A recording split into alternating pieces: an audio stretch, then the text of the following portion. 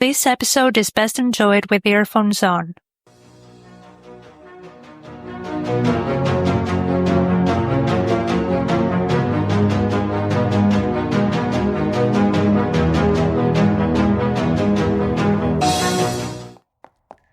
Sionnach, are you alright?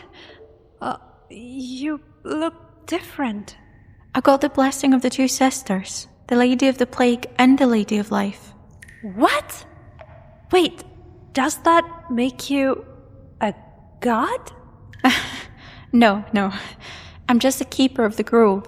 I understood that death and life complete one another, and I know I am the last person to talk about this, but I won't let their blessings go to waste.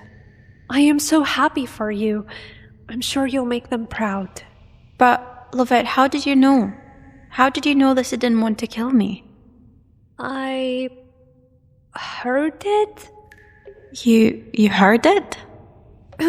Yeah, I hear a lot of things lately. Right. Well, I'm looking forward to knowing more about this, but for now, these belong to you. 5 more pieces to our orb collection. This is insane. Did you see any visions? No. Strangely enough, I haven't been able to see any visions again since the first piece I touched. I hope you have better luck, though. That is strange indeed. Here goes nothing.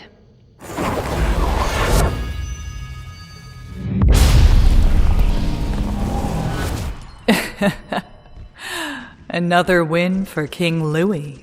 The continent of Baloo was an easy bait. I knew he couldn't resist the coastal expansion. Greedy old man. You will not always be that lucky, Lakshmi. I don't need luck, my dear Cordelia. Luck is for the losers. We are gods. You should know better. Now, let's go for the next one. What do you say of the Crystal Tower? How many lives do you bet? I don't want to play anymore, Lakshmi. What? Don't tell me you grew fond of these humans. We created this world to enjoy ourselves, remember? I remember. But things have changed. They depend on us. I hear them, Lakshmi. Thousands of prayers in my name. I hear their screams crying for an end. Don't you hear them too? I hear enough. But they are just pieces of a chess game. Who cares? No, they are souls. I want to help them end this. Help find a way to stop the war. Never. The game is all there is. If games are all that you care for, then let's bet. 1 final roll of the coin. If you win, the game continues forever. If I win, you help me find a way to end the war so they can live in peace. Roll the coin. Have you heard the news? The gods, they heard us. They answered our prayers. Our Lady Luck will save us. She has found a way. What kind of nonsense are you talking about? The gods forgot us the moment the dragons died. Nobody cares about us anymore. No, that's not true. The clerics heard their call. It is said Lady of Luck herself shed a tear for our fate. And that tear became a powerful artifact. An artifact that can save us. Even kings cannot stand against the will of gods. The wizards will make this work. It is true. The bloodshed will end. Praise be to the Lady of Luck. Praise be to the Lady of Luck. When are you going to tell them, Cordelia? That souls must be sacrificed for the ritual to work. I didn't know the wizards would require so much essence to tear through the fabric of reality. Don't look at me like that. It was your idea. Your sacrifice. You wagered everything on splitting the world in 2. Most of your believers' lives. And suddenly all your problems disappear. I will be gone to the other side as well. Tell me, Lady of Luck, isn't peace worth that much? Dad, Please, don't leave me. Please stay. It's for the cause, my love. Peace will finally come. You will live a long and happy life, right?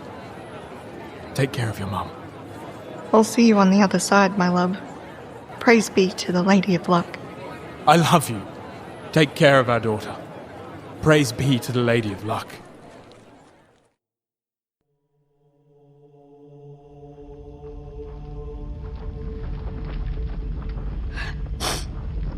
This is it, Lakshmi. It's working. Everything's going to be... Lakshmi, what have you done? I feel so weak. My children, I can't hear them. What is a god without followers, I wonder? You won the bet, Cordelia. The world is split. I followed the rules, but there are no rules that stop me from leaving you weak, alone, unheard. The people, the other half. My followers made sure yours would never see another day in their new half-world. They are all gone. You have no voice left here. No followers. For a time you will be hated, and then, in time, you will be forgotten. The only ones left to rule this world will be this king and his bloodline bound to it forever. Bound within the holy chains, wielding a hollow divinity to worsen the lives of others, all while growing weaker and lazier, just like you. Doomed to be hated, doomed to start more wars, doomed to be forgotten. Nothing changed, Cordelia. The world just got smaller while the players changed. Let that settle. You know, I told you back then. The game is all there is. Goodbye, sister. Welcome to another episode of the B&D podcast, or should I say, Yukoso. Today we're doing something a little different. It feels like for whatever reason, absolutely everyone is going to Japan right now. So we thought, why not plan the dream trip ourselves, especially since we're such organization daddies. As you probably have guessed, I'm just here running on vibes as per usual, because I've never actually been to Japan. Not like everyone else. Mm-hmm. But it's fine. I can live with that. Yes. For now, yeah. But luckily, dear listeners, don't you worry about it. We've got Zephy to guide us, who has done the trip herself, and she will make sure we don't completely embarrass ourselves if we ever go. So today, we're building the perfect Japan itinerary, and most importantly, figuring out how to actually survive it. I'm so excited about this episode. So after my trip to Japan, I realized how many people have traveled there as well. And for those who are still thinking about it, but don't know where to start, we're here to convince you by sharing our excitement for the many things you can do in Japan, along with my personal experience from the trip. It was a trip my boyfriend and I took last July, and we were debating whether to go with a travel group or on our own. And in the end, we chose to go by ourselves. So let me tell you that Japan is such an easy country to navigate. It's very hard to get lost. People are incredibly kind and willing to help you with anything you need, even if they don't speak English, which is quite common. So really all you need is good planning. Personally, I wouldn't recommend going with a group because I think it's kind of a waste of money. Luckily, I'm the organizing freak in my relationship, so I had everything prepared and ready 2 months in advance. My boyfriend was the passenger princess on this journey. So I have to say, before we went to Japan, he didn't like it that much. But I had wanted to go since I was 17 years old, and now I was 30 years old, and I was like, this is the time, end of discussion.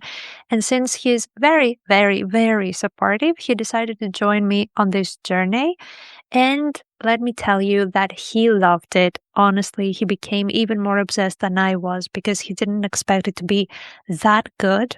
Meanwhile, I already knew where I was going. I knew I loved this place.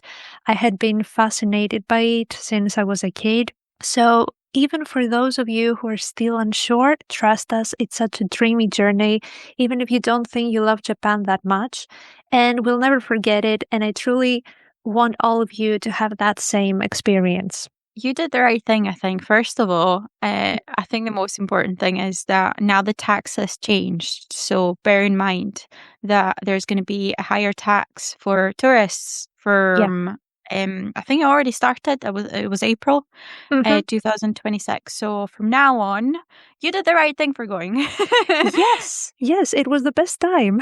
Definitely. So I think we need to just get right into it and start with the basics. What is the best season to go to Japan? And if you can break it down month by month so we can narrow it down and decide what works best for different needs. Yeah. So it really comes down to taking the time to understand yourselves and prioritize what matters to you the most. For example, that's something I was discussing with Val the other day. I know she hates the heat, even when it's not that hot. So I told her not to go during the summer months because the heat is crazy. Here in the Mediterranean, we're used to high temperatures in the summer. So before my boyfriend and I traveled to Japan, we chose July because of the many festivals. We were like, this is going to be easy for us. Piece of cake. Spoiler alert, it wasn't. We've never experienced heat like that in our lives. The humidity is real there, and it's even worse in Tokyo, for example, because there are so many tall buildings and the heat becomes even more unbearable. And I was personally prepared with UV umbrellas, water, fans, UV protective clothes, sunglasses, etc. And if you go during summer, I suggest you to do the same. Now you might ask, why go in summer if that's bad? Well, there are so many amazing festivals you can go and watch. We went to the Sumidagawa festival with thousands and thousands of fireworks and people, and it was the best. And there are many others, not just in Tokyo, but all over Japan. So if you love festivals, summer vibes, and don't mind the heat and the crowd, it's actually a great time to travel. But if not, let's find something else. Now, the most popular time to visit Japan is March and April because of the sakura season. Japan is already such a beautiful country, but the sakura makes it, feel like it's straight out of an anime or manga. Everything is pink. The weather is lovely too. But if you don't like big crowds, this might not be your season because there are a lot of people. But still, it's absolutely worth seeing. I wouldn't really recommend June and September because there's a lot of rain and even typhoons. So nope. Another great time to visit, which is what I recommended to Val since she hates heat and crowds, is October to November. Japan is so beautiful then, with trees turning red and orange. It feels magical. The only downside is that it gets dark pretty early. So yeah, you kind of have to pick your poison there. December, January, and February are the cold months, so if you like snow, cold weather, and cozy dark vibes, then that's for you. But you can also visit the Jigokudani Monkey Park in Nagano and bathe in the natural hot springs alongside snow monkeys. Honestly, that alone is a reason I'd go in winter. And finally, there's May, which is also a great month to travel, and I don't think there are many sakura left by then, but the crowds are more manageable, as much as they can be, since Japan is always crowded with tourists, and the weather is great and the days are longer, so prioritize your needs and choose wisely. That was great. Thank you so much for this breakdown, because I think it helps a lot for people who are not really, they don't really know how the weather is in Japan. From what I've gathered personally, I think May sounds like the best month for me. It's my birthday month as well, so yeah, of course. That's true. It's not too cold. It doesn't sound too cold or too hot. And everything is still blossomed, especially this year, because I've been following people that live there, and they had lots of rain at the end of April, which is it's not something that happens quite often. So it's still blossomed at the moment, which is great. So let's say that we're choosing May. Is that okay? Let's just choose May. Yes, let's choose for May. Our dreamy fake itinerary. So let's talk about the budget now. We just need to keep in mind though that we if we would be flying, we would be flying from different countries because obviously Europe and the UK is further away as well. So the flights might be a bit different compared to other parts of the world. Oh, the flights. Oh my God. The flight was a nightmare for me because we booked tickets with Etihad with 2 connected flights. And the first was to Abu Dhabi and the second was directly to Osaka. So in total, it was supposed to be a 14 hours flight if everything went according to plan. But with me and my boyfriend, it never goes according to plan. Anyway, our first flight was delayed by 15 minutes, which meant we arrived in Abu Dhabi 15 minutes late and we missed our connection. So since it was the airline's fault, they gave us accommodation for the night in Abu Dhabi and rescheduled our flight for the next morning.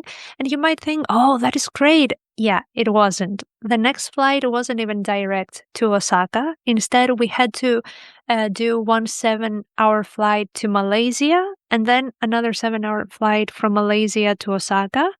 On top of that, we lost our first day in Osaka, even though we had already paid for hotels, events like the One Piece Parade and Universal Studios.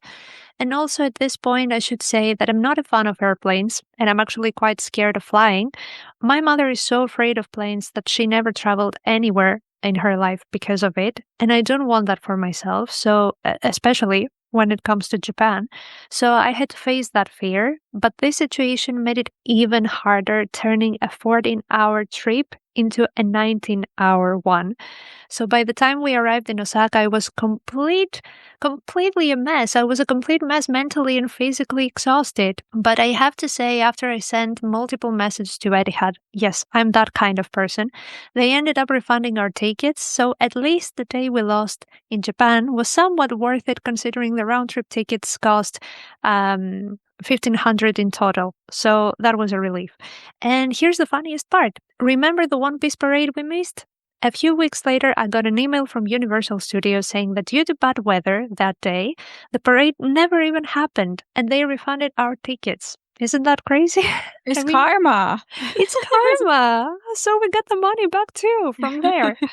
So anyway, accommodation was very reasonably priced when we visited. We paid 900 euros in total for 50 each for 14 nights, which is amazing. Amazing. As for transportation, I don't remember exactly how much we paid overall. It wasn't much though, but I have to say iPhone users are blessed in Japan because you can download a prepaid card called Suica, load money onto it, and use it for public transport without buying physical tickets. You just tap and go. No lines, no hassle. My boyfriend doesn't have an iPhone, so he had to wait in line to get tickets from the machines every time. Sometimes the lines were long. But okay, Japan really supports iPhones through many of its services. So if you have one, you are set for most of the things there. Food wasn't expensive either, and I personally loved the 7-Eleven stores. I miss them so much. The convenience stores have everything, great quality, and they truly live up to their names. They're so convenient and very cheap too. So yeah, 7-Eleven is for life. Honestly, the most expensive part of traveling to Japan is the flight itself. Everything else is quite manageable. Maybe the only other expensive thing is the Shinkansen, the bullet train, because we traveled from Kyoto to Hakone in just 1.5 hours, while it would have taken around 6 hours by bus. It cost us about 80 euros, but it was absolutely worth it because it saved us so much time. So if you're planning to visit multiple places like we did, we definitely recommend it. And since it is such a long journey, you better stay 14 days minimum, thinking that 2 days are just for traveling. So Okay. Good to know. Good to know to be prepared for the worst. Yeah, for sure. Because it does sound like a nightmare. I love flying, I have to say, but I don't know if I would survive like to be on a plane for that long. It sounds terrible. No, it was hard. It was hard. And I remember sometimes we'd have a bumping ride with the airplane, and luckily we had internet when we were up in the sky. And I was talking with our friend Spiros, who works in an airport, and he was watching my whole journey each time, and he was like, okay, now you're flying over a typhoon. And I was like, Oh my okay, that God. doesn't make me feel any better. Don't tell me. I don't want to know. Yeah. I knew exactly where I was, when I was, what was going on beneath us, everything. Thanks, Spiro. Thanks for that. Also, just to add to this, because obviously Zephy went to Japan from Greece. So if you're in the UK, just know this. The flights are going to be more expensive than that. Yeah. I have checked flights, and it's at least £200 more than what Zephy said. It's a longer journey, yes. And also it's the fact that we're in the UK. I don't need to comment on that. That's all you need to know. But yeah, I can see like the accommodation prices are crazy. It's just so cheap, which we love. We are stingy and we like a good deal and a bargain.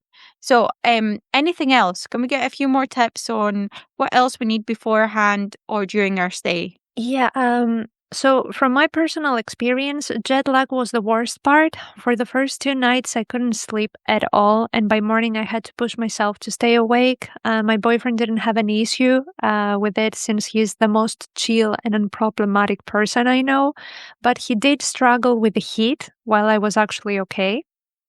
Because I'm a cold feet. So before our trip, I kept telling him, you need to be prepared for the heat. And he was like, I'm going to be fine. Meanwhile, I had all these things in my bag. And in the end, I was the one giving them to him because he was slowly dying on the streets while I was doing just fine. So I need to say that the UV umbrella saved us. It's a must. So yeah, jet lag is very real. I don't know what else to tell you about it. Just be patient and try to stick to your schedule. And after a few days, your body will adjust to the new time zone and you'll feel great again. So another thing that really stood out to us was the water because it tasted different from what we're used to back home. For the first few days, it was actually a bit difficult to drink. Their water is much cleaner with fewer salts, so it has a different taste compared to the EU. At first, we were drinking Evian since it felt more familiar, but after a few days, we got used to it and we had no problem drinking any water. Something else that really helped us was using apps. And I love Japan because it's such an organized country. I really appreciate that. There are apps for everything. For example, there's one to find public toilets nearby called Flush Toilet Finder and Map, and another called MyMizu that helps you find places to refill your water. And as I mentioned before, the Suica card is a must for iPhone users. The Nerve app is also great for the earthquakes alerts, and yes, that's something to be aware of in Japan. So when we were in Tokyo, we went out for a karaoke and we're having the time of our lives. And I wasn't checking my phone at all. When we finally stepped out, I had so many messages from friends and family asking if we were okay. And I asked my boyfriend what happened, and he told me that there had been an earthquake near us that we didn't even feel, with a possible tsunami warning. And as a precaution, they closed some train lines near the water and people evacuated for a few hours, but thankfully nothing happened. So yes, apps like that are really useful to have. Also for Val and all our vegan friends out there, there's an app called Happy Cow that helps you find vegan restaurants nearby. It does cost you around €5, but it can be worth it. For internet, you'll need an eSIM, but don't buy one when you get there. It's not worth it. I personally used Holafly, where you can get unlimited data for the number of days you're staying. Not sponsored, but yeah. Someday. It's quite useful. Yes.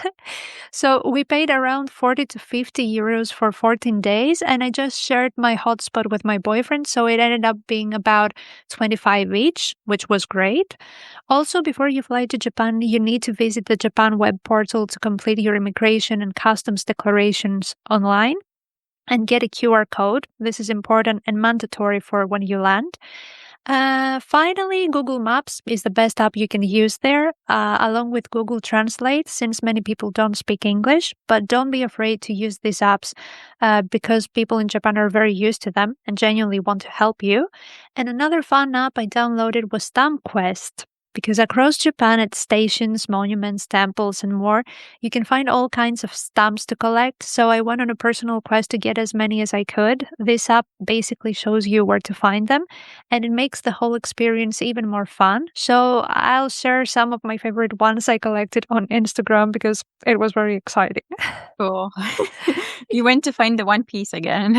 Yes, I need to have a quest. Okay, so something more serious. Before we even get there, what are a few things we need to remember about the country we're visiting?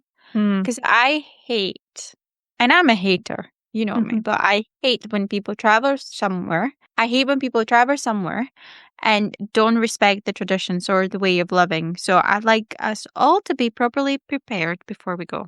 Yeah, this is something very, very important, and I'm so serious about it. When you travel somewhere, not just Japan, but anywhere in the world, it's essential to check the local rules and behave accordingly because you're a visitor, it's not your home, and even if it were, you should still be respectful. Can you please say this louder for the people in the back? So, Japan has been overcrowded with tourists in recent years, and that's not the worst part. The worst part is that many visitors don't follow the rules, and honestly, the frustration from locals is completely understandable. For example, recycling is taken very seriously. You'll barely see any rubbish on the streets. It's so clean. That means you need to be mindful of separating your trash properly and using the correct bins. Even if you don't recycle back home, there are plenty of videos and guides you can check before you go. There's really no excuse for throwing trash in the wrong place or worse on the street.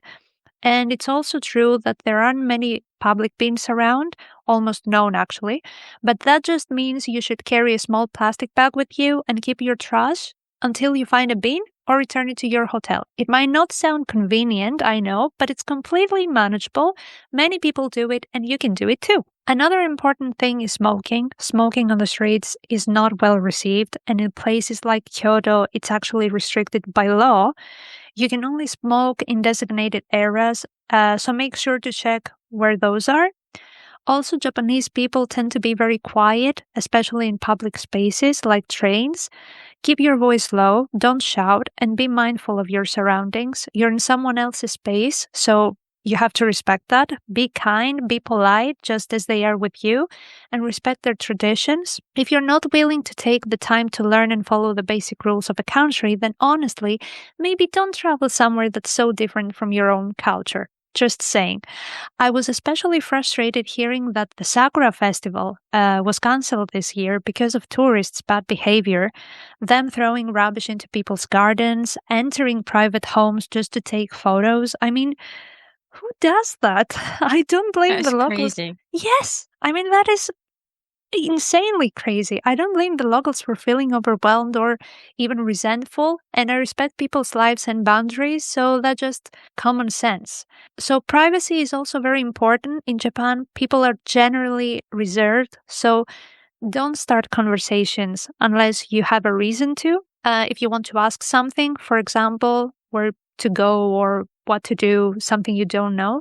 Of course, there are also some misconceptions. For example, people say you shouldn't eat while walking, but I've seen locals do it too. It's not a crime. Same with clothing, especially in Tokyo. You'll see all kinds of styles. Some people might look at you weirdly, but nothing more.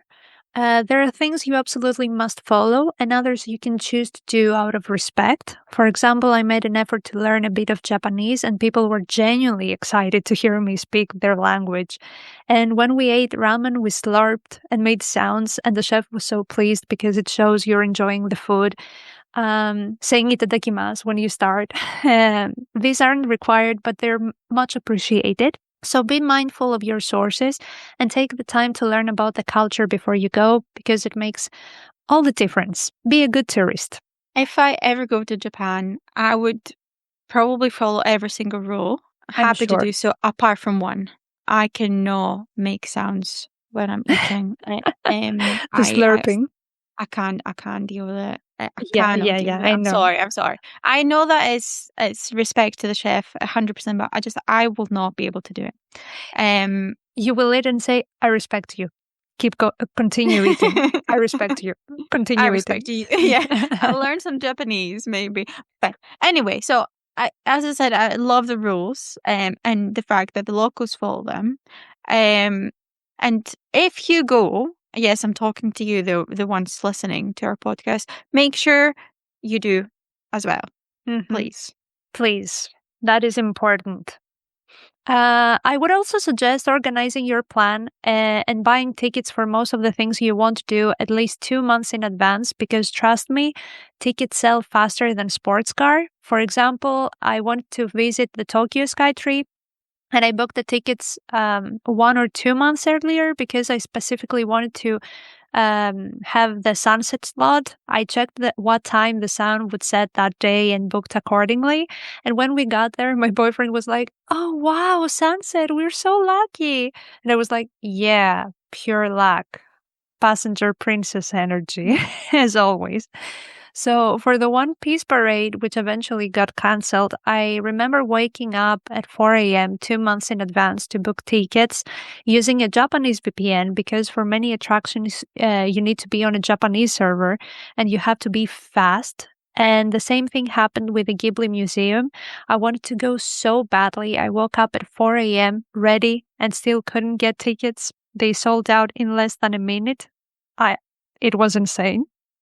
Luckily, I managed to visit another Studio Ghibli attraction in Tokyo by Hayao Miyazaki, which was amazing, and it happened to take place at the time we would be there. But even that was complicated enough because I was able to book the tickets, but I had to pick them up within 2 days from a Lawson store. And the problem was that I wasn't even in Japan yet. So thankfully, Val's partner, who is an amazing person, has a friend in Japan, also an amazing person because they stuck, who went to Lawson, picked up the tickets for me and gave them to me when I arrived. So I'm still so grateful to both of them because it ended up being such a beautiful experience. Also, about money exchange, in Japan many places still use cash, so it's better to go to a 7-Eleven convenience store and withdraw money from their ATMs. Is worth it, and you are going to need it. Also, as a tourist, you have the benefit of buying items tax-free in many shops just by showing your passport, but you must not open your packages until you get back home because they are tax-free, so you understand why. So yeah, be prepared, stay organized, and plan at least 2 months ahead if you want to secure the things you really care about. That sounds really, really stressful, but I think it would be worth it in the end. So I went ahead because one of my favorite things to do in my free time is organizing things holidays that I may or may not do in the future. No, I used to do that like for other people when they wanted to go on holiday. I would organize their trip. It's something that I do like to do. So I thought, well, let's do it for the podcast here. So we used Wonderlog. We're not sponsored. We're not sponsored, but it's fine. Let's start with Tokyo. So you travel from wherever you are to Tokyo, and you're going to stay there for 3 days, let's say, before you go somewhere else, because I'm thinking that Tokyo will be the start and the end of the trip. So 3 days at the start, and then, I don't know, like 3 more days at the end. So I've got Jimbocho Booktown, Shibuya Parko, and the Pokemon Center because I need more Pokemon plushies. Then for food, because I'm a big foodie, I have found all the vegan hotspots for anyone who's interested. We've got Masaka, which is a vegan izakaya. Vegan Sushi Tokyo, the Tokyo Vegan Ramen Center in Harajuku, Tokyo Vegan Bakes, Vegan Gyoza, and Ippudo Lumine Est Shinjuku. Then for the uncultured tourist in me, I've got the Samurai Ninja Museum in Asakusa, the Imperial Palace, Jindaiji Motomachi, the Suga Shrine, and the Hachiko statue. So first question, am I doing too much in Tokyo or too little? I think you're okay for these days. Tokyo is so overcrowded. I'm not exaggerating. I don't usually have an issue with big crowds, but the first time I went there, I felt really overstimulated. It passed pretty quickly though, especially once I got used to it. So the underground can feel intense, but one thing I loved is how organized everything is. There are proper lines everywhere, and I also really appreciated that there are woman-only spaces on the trains. Love that. That is amazing. Not that I ever felt unsafe in Japan, to be fair. I actually felt very safe the entire time, but it was still something I loved seeing. Okay, so in my case, we stayed for 5 days in Tokyo, and honestly, I could have stayed longer because on our first day, we visited the Sumidagawa Festival, which I've already mentioned. On the second day, we went to Artnia Square Enix Cafe, the official Square Enix Cafe and merch shop, and it was amazing, and I was obsessed. So many incredible figures from the Final Fantasy franchise. Then we went to Shibuya, super crowded, but awesome. It has such a cyberpunk vibe. Then, note that down, Val. Mega Don Quixote Shibuya is a must. Get ready for the ultimate overstimulation experience. But you will find everything at such good prices, so you should definitely check that out. After that, we visited the Pokemon Center Shibuya, which Val mentioned. Let me tell you, I don't know if it was because it was July and there were so many tourists, but when we went there, it was so packed that we could barely move inside the store. I wanted to buy something for Val, but it was impossible. I've never seen so many people in one place. I'm happy with the things that you got me. It's fine. Yeah, but I want to... that was a disappointment. And I went for a second time another day, and it was still so crowded. I mean, that was insane. We also went to the Tokyo Skytree, like I mentioned before, and then my favorite place in Tokyo, my personal heaven, Akihabara. I'm convinced my spirit will return there when I leave this world. It's paradise for weebs, gamers, readers. The miniatures there are amazing and super affordable. I got a Nami figure for €6. Oh my God. Great quality. I'm not joking. And a Robin figure for a friend for €12. I would have bought more if I had space in my luggage. Yeah, cross my heart. And here's the miracle. When my boyfriend and I first met years ago, he was a total weeb. But over time, he lost interest in anime. And then in Akihabara, he turns to me and says, "Do you want to watch an anime together when we get back?" And I was like, "Sorry, what?" And for me, guys, that was better than a marriage proposal. So, of course, I said yes. And the next day, we visited Team Lab Borderless, which is an absolute visual masterpiece, a real treat for the eyes. We also visited an Inari temple in Tokyo because I feel very connected to Inari's shrine, so I made sure to visit as many as I could and pay my respects. And then we went to Suga Shrine, the iconic location from Your Name. We also explored Jimbocho, just like Val said. It's an entire district full of bookstores, each specializing in different genres. Honestly, this is Val's heaven. I really want to go. I even brought her some goodies from there. And at night, we went to Shinjuku Golden Gai because there are many tiny bars, very, very tiny bars, but many of them aren't very tourist-friendly and can charge higher prices to tourists. However, we found an amazing spot called Deathmatch in Hell, and it was so good. The drinks were super cheap.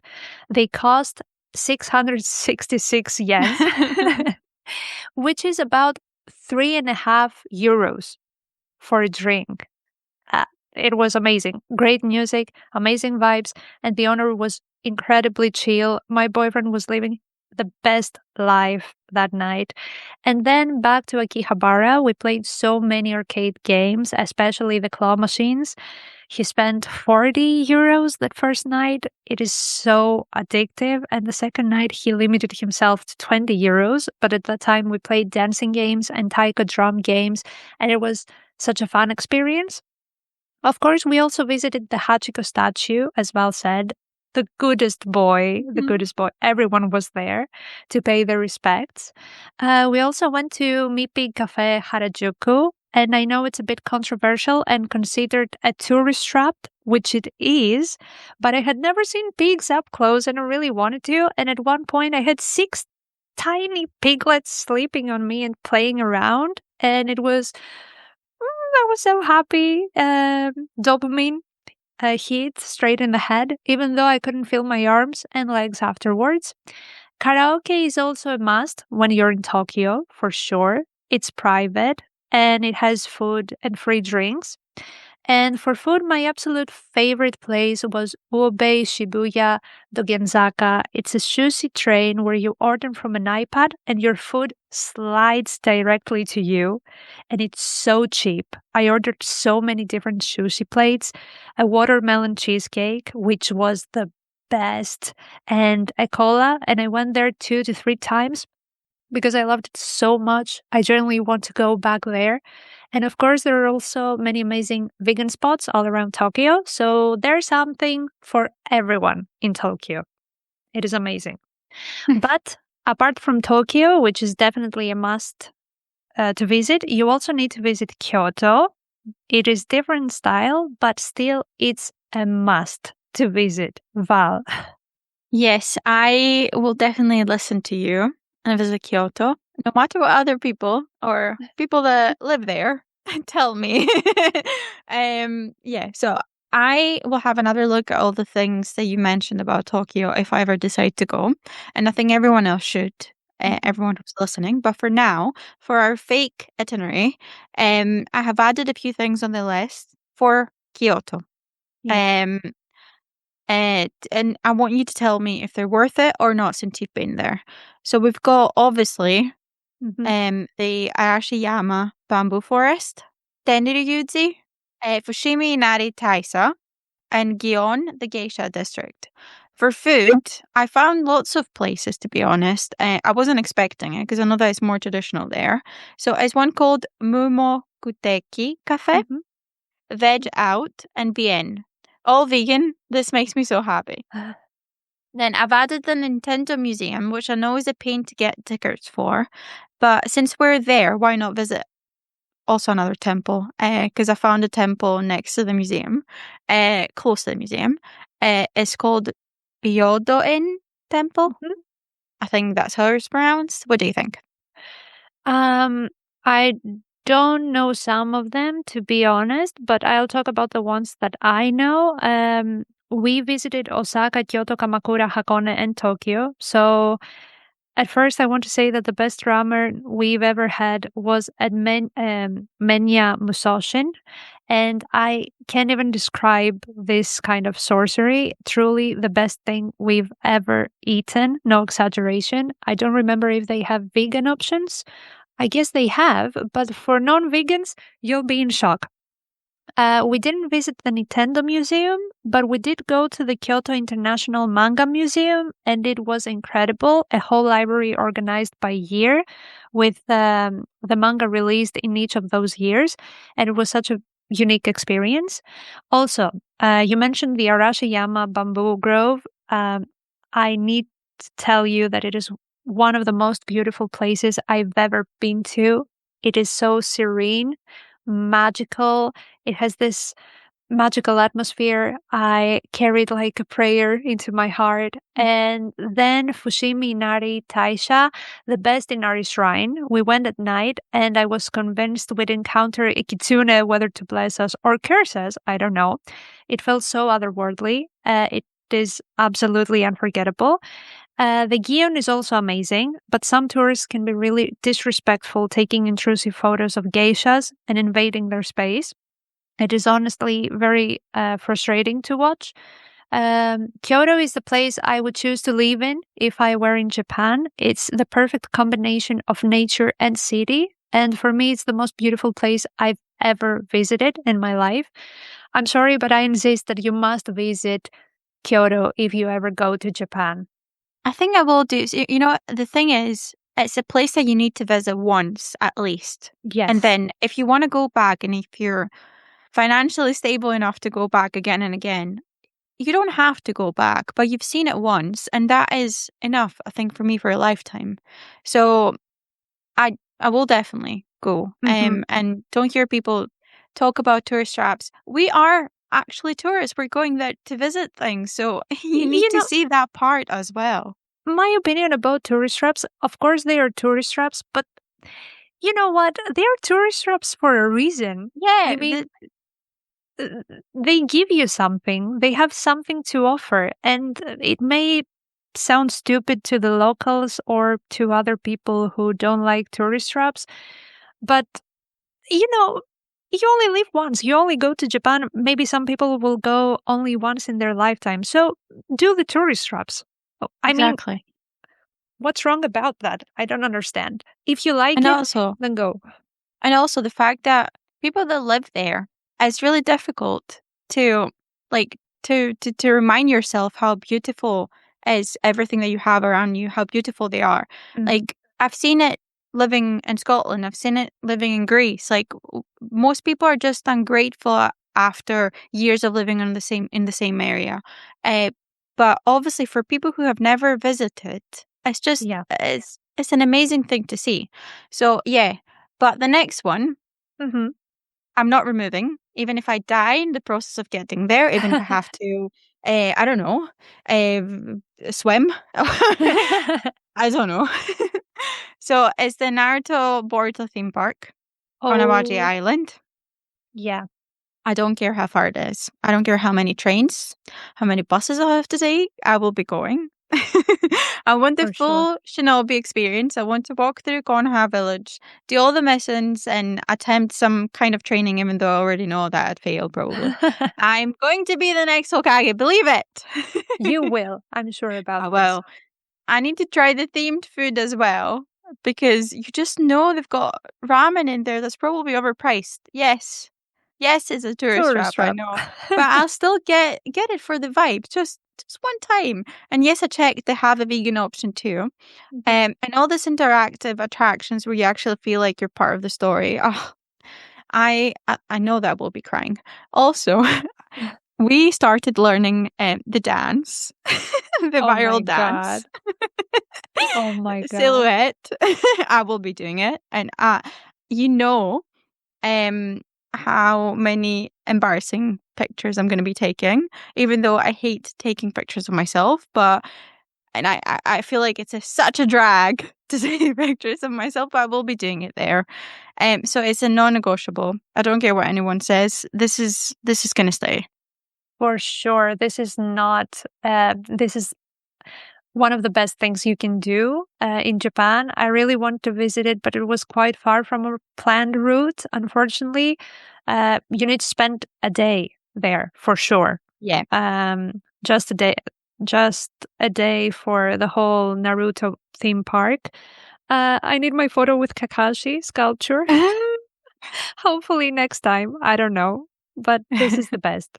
Okay, so on our way back, so let's say that we went from Tokyo to Kyoto, then from Kyoto to Awaji Island, right? So we're there on the map. I can see it.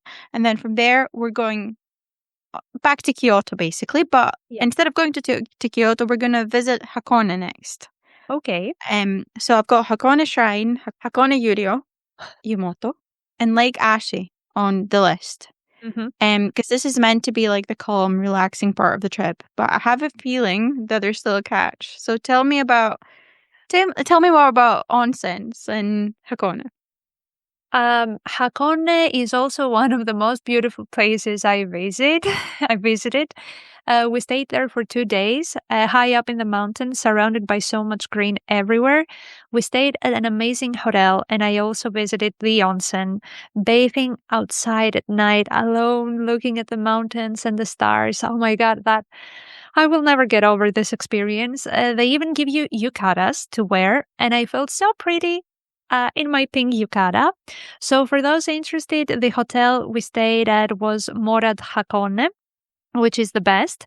We also visited the Hakone Open Air Museum, which I absolutely loved. And then we went to Wakudani, where we ate the famous black eggs. They are just normal eggs, but they turn black because of the volcanic steam. Tourist trap, again, but whatever. They were fun. We also saw the volcano from above using the ropeway, and then took the boat across the lake to the Torii Gate, and we waited about half an hour just to take a photo, but it was worth it. And the floating gate at Hakone Shrine Torii was incredible to see in person. And the whole region of Kanagawa was just amazing. And Hakone in general was honestly so unforgettable. But I think 2 days are enough to stay there. Good to know, because it's something that I would love to see. So next, we're going to talk about something that I already know that is unrealistic before we go back to Tokyo. I'm still going to say it anyway. I would love to visit Tsushima. Ghost of Tsushima. Before you start, I know it's far. I know it makes absolutely no sense with this itinerary. And I know certain people, yes, I mean my partner, makes fun of me for even suggesting it. But I don't care. Since I played Ghost of Tsushima, I cannot stop talking about it. So the idea of actually seeing that island, the landscapes, the history, it just feels like stepping into that world. And yes, before you say it, I'm fully aware that Jin Sakai is not going to be standing there waiting for me on Kage's back, okay? But let me have this moment. I think, just to be realistic here, it would be an incredible experience to visit that place, inspired by something that so many people love that much. But maybe it's not the right time with this itinerary. Like, if you go back, then it makes sense. So it's not in this one, but it's in our hearts always. Well, to be fair, it's really good for people to travel beyond just the mainstream places we all know, because there are so many beautiful spots in Japan that most people don't ever hear about. So if you can go, you absolutely should, because Ghost of Tsushima was a masterpiece and it really shows how inspiring these landscapes can be. But personally, for my next trip, I'd love to visit the place where Hiro Oda was born and raised. I mean, Kumamoto. I want to find all the Straw Hat sculptures and see the places that inspired him to create the One Piece. That would mean so much to me. And I also really want to visit Hita with the sculptures of Eren, Mikasa, and Armin from Attack on Titan, because I love Attack on Titan so much.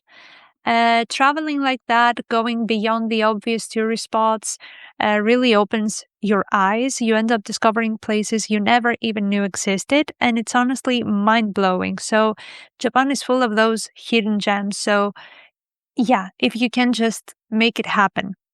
Maybe a journey to Japan just for the tourist traps, and then another one for the hidden gems. That sounds like a good idea, yeah.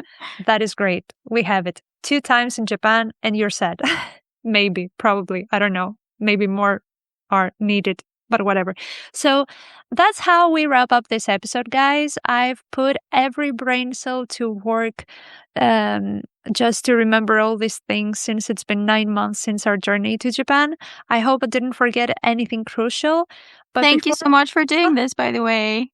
No, I thank you so much for giving me the opportunity to talk about this, because I can shut up about this. So before we let you go, we just want to say a massive thank you to every single one of you for spending your time with us today. It genuinely means the world to us. Come find us on our socials, and if you're ever been to Japan, or if it's still on your dream list, let us know your favorite spots, your must visits, or anything we might have missed in today's episode. And don't forget to hit that follow button on Spotify. It's the best way to support the show and make sure you never miss an episode. So until the next time, may your trains always be on time, your ramen always hit the spot, and all your rolls be natural 20. Bye! Believe it! Believe it! We're going to make it! Bye.